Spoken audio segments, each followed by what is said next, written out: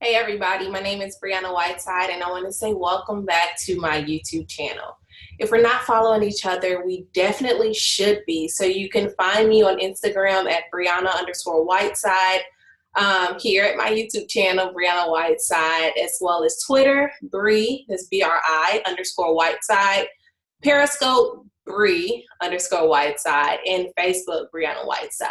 So today I wanted to do a video on why healing, or understanding the reasons that healing does not only take place in the church house. So if you don't know, I stand at the intersection of Christianity and academia. So I just finished my dissertation. We'll be defending it in a couple weeks.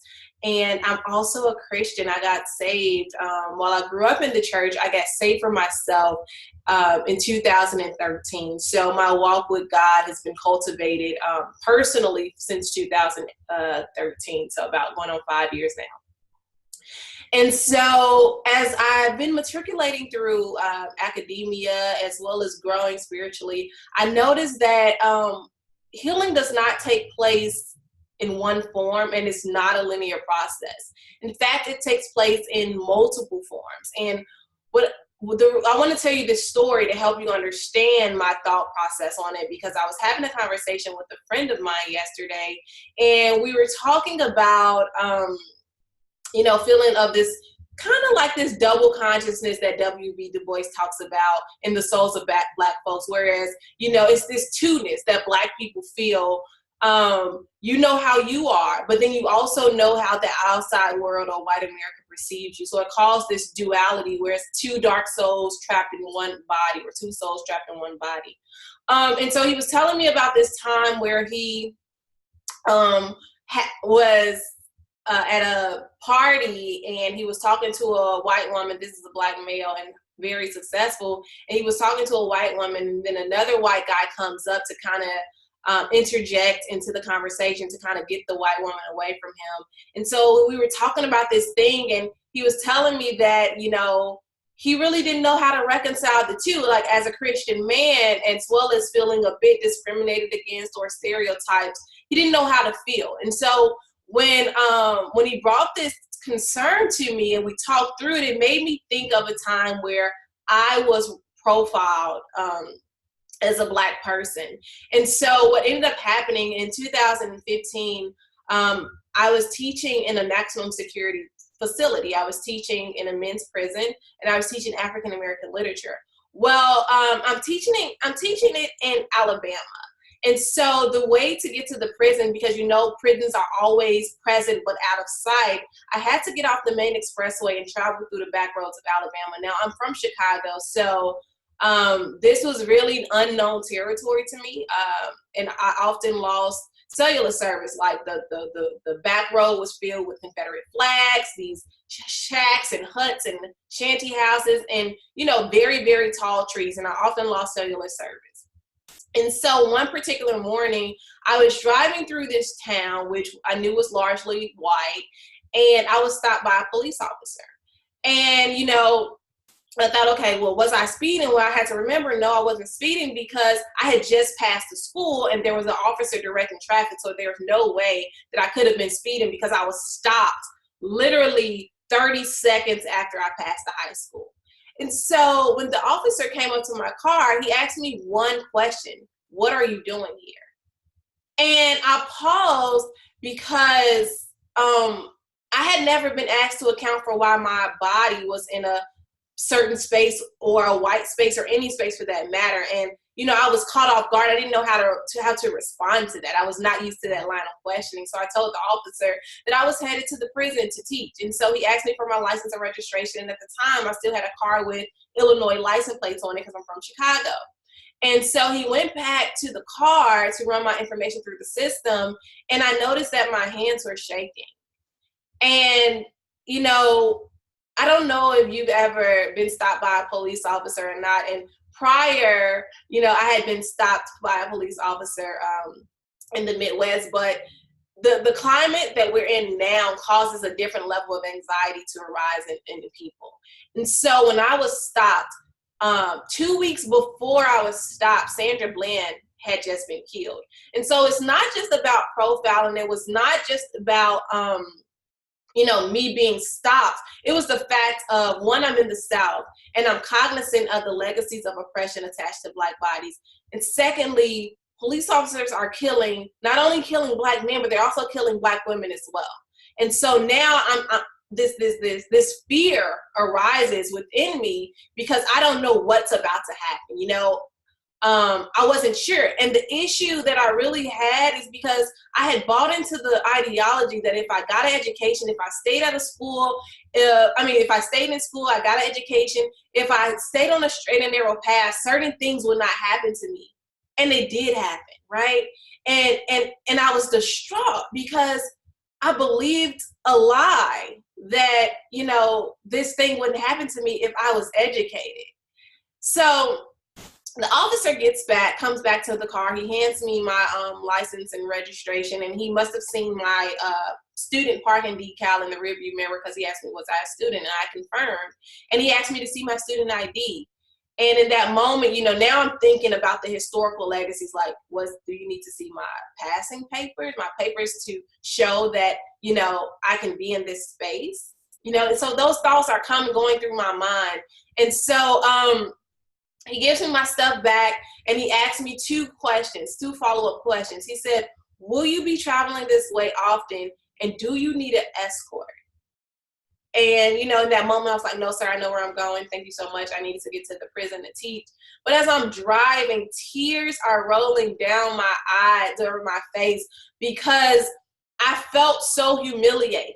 I felt that, I had been lied to. I felt that I had been mistreated.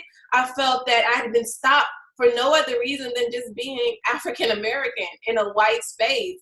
And when he asked me would I need an escort and would I be traveling this way often, perhaps on the one hand we can think about it as him trying to protect me, extending, this line of protection or paternalism. But on the other hand, it signaled a deep-seated understanding of what danger my body was actually in every week that I traveled through this city and through this small town. And, it was alarming for me. And so as I'm going to the prison to do my due diligence as a responsible citizen, teaching, doing social justice work, staying responsible, I was profiled and I was stopped and I felt mistreated and I felt hurt. And so when I was talking to my friend, I had to ask myself, because it was something I was also just writing about, I had to ask myself, where did you think to turn first? And unfortunately, I did not think about the church house when I was stopped by the police officer. I thought, oh my God, I'm a Black body in a white space. And I remember all of the books that I had read about being Black in America. And I remembered the words of James Baldwin and Octavia Butler and Angela Davis and all these other people, Malcolm X and Martin Luther King, who fought for social justice or who've written literature to interrogate Black people's experience in America. Those are the books that I retreated to.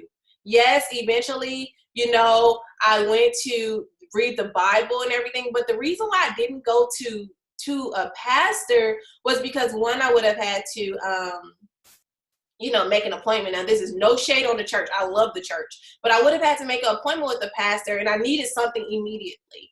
I needed some validation that, I wasn't tripping, that I wasn't making this thing up, that I wasn't alone, because in that moment I felt alone. I'm a Black woman traveling on the back roads of Alabama to a maximum security facility doing social justice work and teaching. And I told my friend, I said, my healing did not happen in church. It happened in me reading myself in the pages of the literature that I had been exposed to.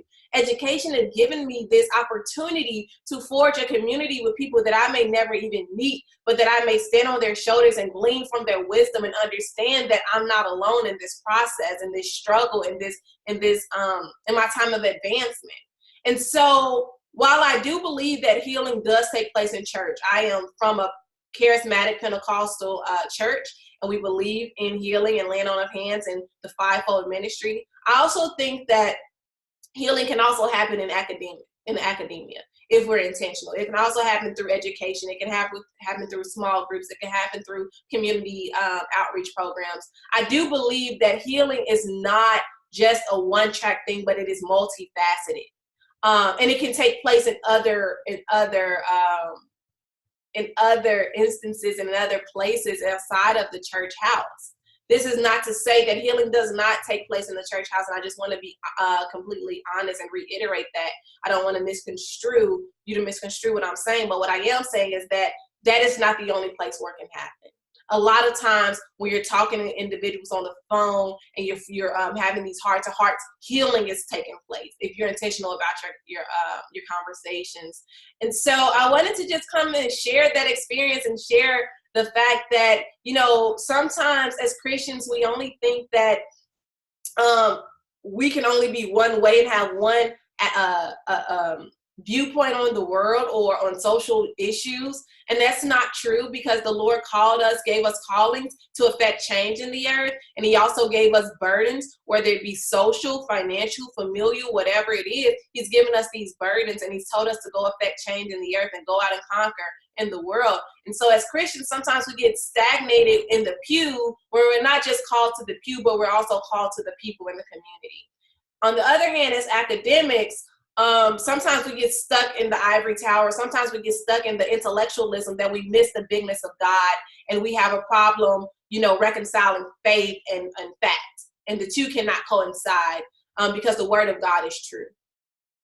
So I just wanted to come share that with you, and to understand, and just to get a dialogue started around the fact that healing is not a linear process, but it takes place in multiple forms and in multiple places.